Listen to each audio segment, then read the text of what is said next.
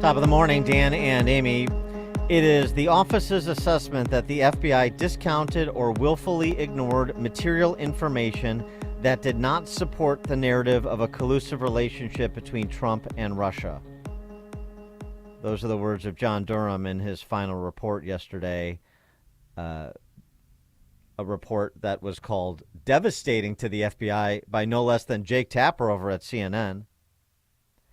Here was the reaction from Berkeley law professor John Yoo, who was on with Cavuto yesterday, about the findings and the where do we go from here question.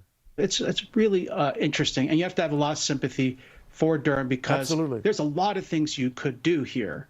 But he's only really narrowly focused on charging people with federal crimes with proof beyond a reasonable doubt.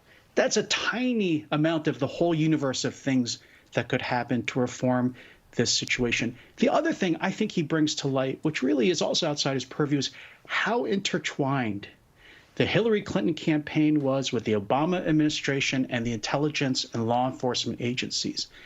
That's something I think that really has to be resolved through elections. Are we going to start voting for people who are going to promise to break that kind of change? That's another thing that founders would have been extremely worried by, shocked by even, is political parties intermixing with our civil servants and using their powers to go after one of the parties that's running for the presidency, the opposition party that's running against the incumbents.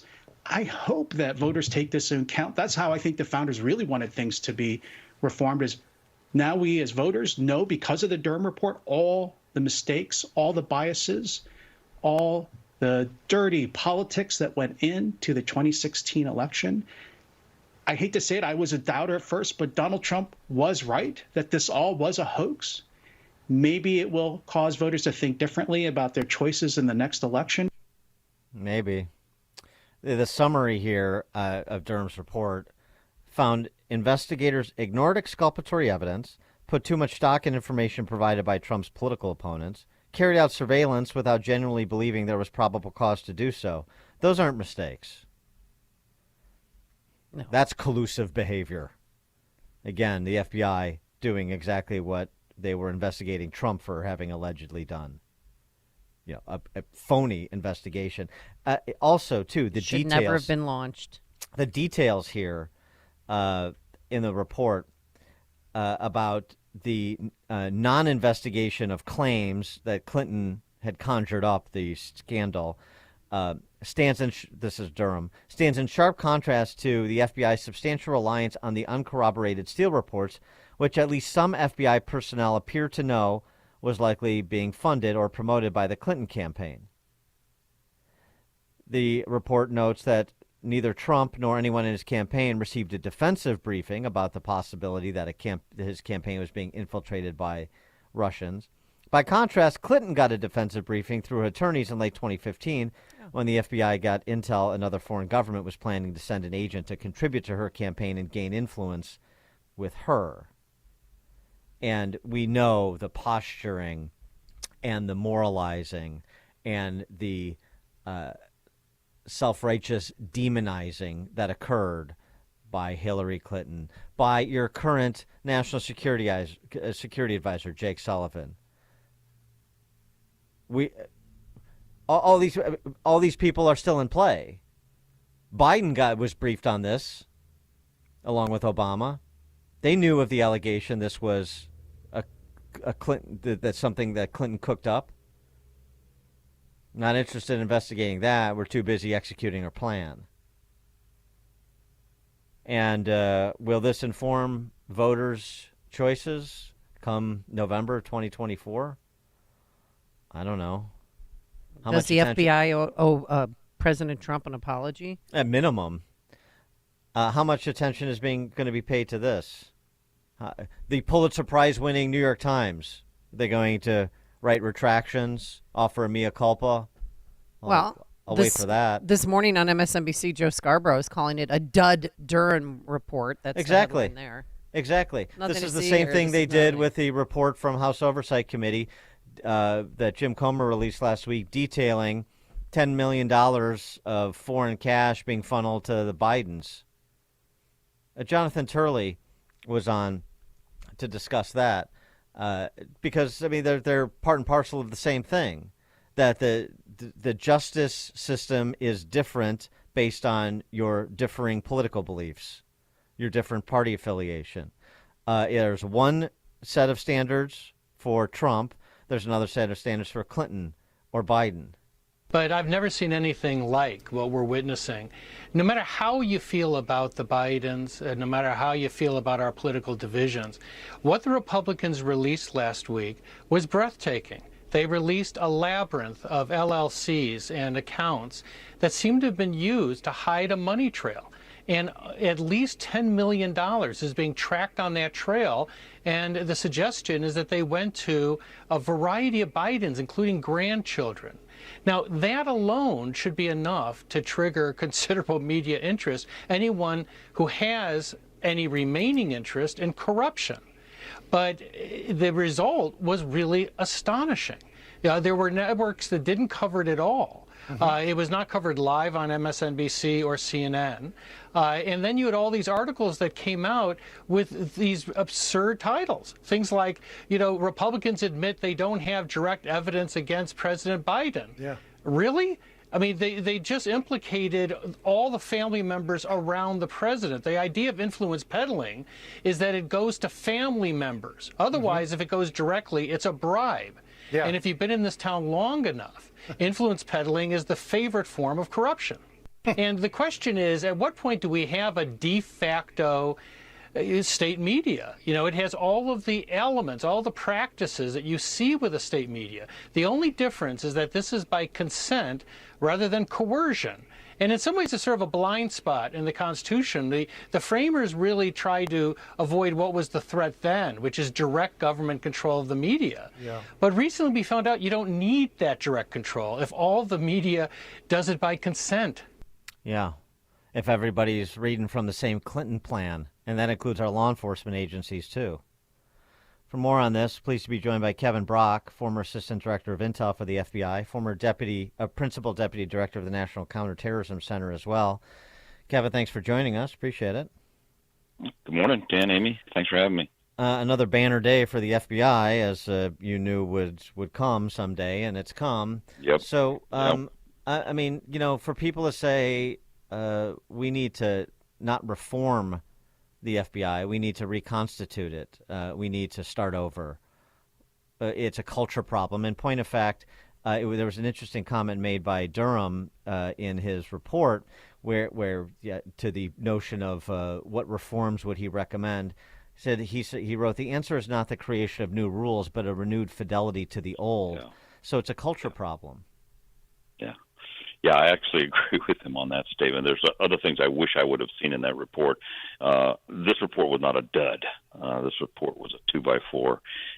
It basically outlined a conspiracy among a few FBI executives to prevent Donald Trump from becoming president of the United States because they did not like him or agree with his political positions.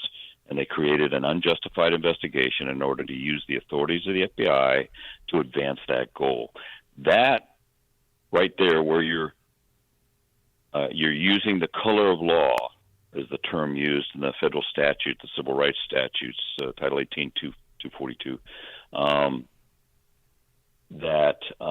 You're using the authorities, misusing the authorities of the FBI in order to deprive somebody of their constitutional rights, and launching an investigation where you have no, as Durham pointed out, you have no basis of fact, no legal ability to do so, is a clear deprivation of the rights of the campaign of the Trump campaign, and then further to make false, misleading, incomplete statements to a federal court in order to electronically eavesdrop on one of those campaign workers is a clear deprivation of rights.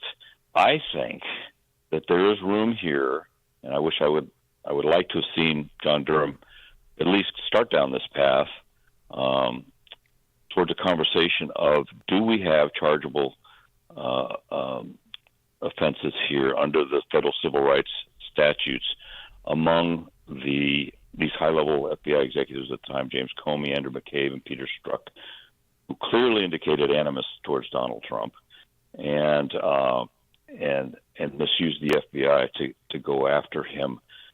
I think there's room for that discussion. The civil rights laws are, intended and have been exercised in a certain way, but where they undertake at least illicit steps, if it's hard to prove that they're actually illegal, to deprive rights, then the statute should be looked at. And if the statute is incomplete, let's make it complete. So everybody's now looking at this report and saying, where's the accountability? Where are the consequences? Right. I think there are some possible consequences there that could be followed, and I'd like to see a better discussion around that. But not talking like one or two rogue agents. This is a lie against our democracy. So do you think the FBI should be dismantled? I mean, this is just a string of events, and this is, what we assumed, but this just is proof of it. Yeah, Amy, I know people bring that up. Certain pundits have said that. I think there's a presidential candidate right now who's suggested that.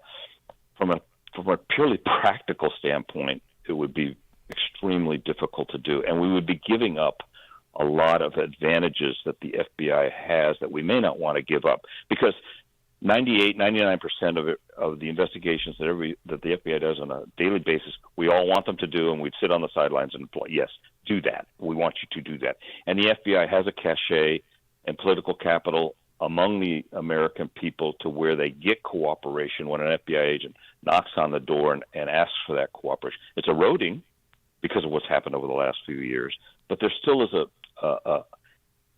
a residual pool of Americans wanting the FBI to be what we want them to be: trustworthy, impartial, nonpartisan, and just putting people in jail who need to be put in jail, or exonerating those who need to be exonerated. And so dismantling and starting over again, I'm not sure accomplishes that goal. To Durham's point, all the legal protections that protect all of us on a daily basis are there. These knuckleheads who occupied the 7th floor of the FBI for a short period of time abused that. So how do we keep future knuckleheads from coming in and doing the same thing? That's where the reform questions lie, and that's where the discussion should be taking place. What about greatly scaling down the mission of FBI? It's in too many places. I mean, I'd be happy for starters if we could just get them to stop meddling in our elections, because that's happened 3 times in a row. Right. But I mean, yeah, right. FBI is great when they catch a serial killer like the Unabomber. FBI is not so great in a lot of other contexts, even including criminal investigations. Obviously, we have high-profile catastrophes like the bombing in Atlanta, where they misidentified Richard Jewell, treated him horribly, and his mother. The Larry Nassar case. So we also have like big-time, very public failures as well. So I don't exactly know what the FBI is really good at doing in an almost flawless way. But whatever that is, let's focus them there and crowd out all these other places that they're incurring. I agree. There's nothing that they do in a flawless way. And when they don't do it flawlessly, then we strive to aspire to correct that, and we'll learn from it and realize, okay, we don't want an FBI that launches an investigation based on made-up information by a political opponent, an investigation of a campaign.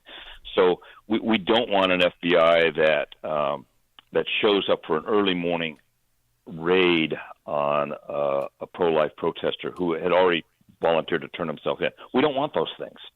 But that's what I mean. Sorry to interrupt, Kevin, but that's what I mean. So Chris Wray comes in and says, "Oh, I'm going to reform the agency," and his response to the Durham report is, "I've already pursued some of those reforms." Yeah, right. And then we have FBI agents targeting Catholics who attend Latin Mass, and we got the SEAL Team 6 raid on that pro-life activist in Pennsylvania, and we got the FBI working with Merrick Garland to identify unruly parents at school board meetings, and so on and so forth. So it's like, what have you learned? It doesn't seem like you've learned much. No, it doesn't, and that's why I'm saying they've got a window of opportunity here. Jim Jordan's committee, James Comer's committee, they have some power now to ask the hard questions. My fear is it's becoming a little political. There's over-demonization of the FBI. So in order to just, get advanced fundraising, I want to see testimony. I want to see people brought before these committees that have logical areas and suggestions for reform that would prevent the SEAL Team 6 raids, that would prevent all the things you just articulated, so that we can move forward with some assurance that this isn't going to happen again. Right now, we don't have that assurance, and it just becomes a political discussion, and that's frustrating. I'll restate it. I think there's an opportunity to explore criminal charges here, and if they can't get there, explain why. And I mean, it seems to me that if that path is not pursued, or if the FBI's expanse is not contracted, then there will be no accountability, and there will be no culture change, because there's no punishment for wrongdoing. So yeah, you can switch out some of the senior personnel, as we've done, and nothing changes. Well, what about an apology to President Trump? I mean, the American people were scammed by this whole thing.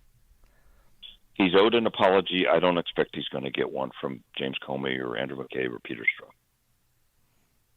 Now, the government, the FBI, under current leadership, I think that would be a responsible thing to do, is say, this was wrong. Oh. What was done in the name of the FBI authorities was wrong, and we apologize. Yeah. And then Trump should say, well, thank you for that. I'll see you in court, because he's got at minimum me as a civil case with the civil rights action that you were describing before. But But just from the, how does this happen?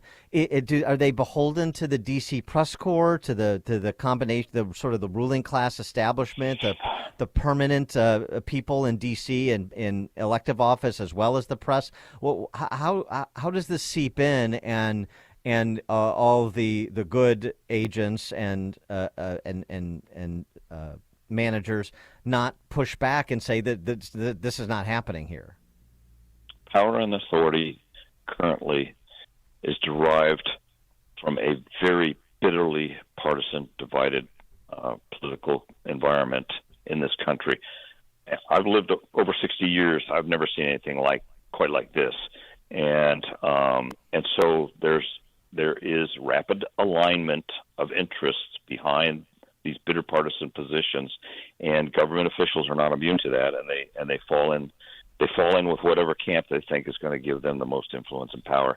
It sounds simplistic, but that's really kind of the dynamic that we're in. And until there's some consequences, this is going to continue.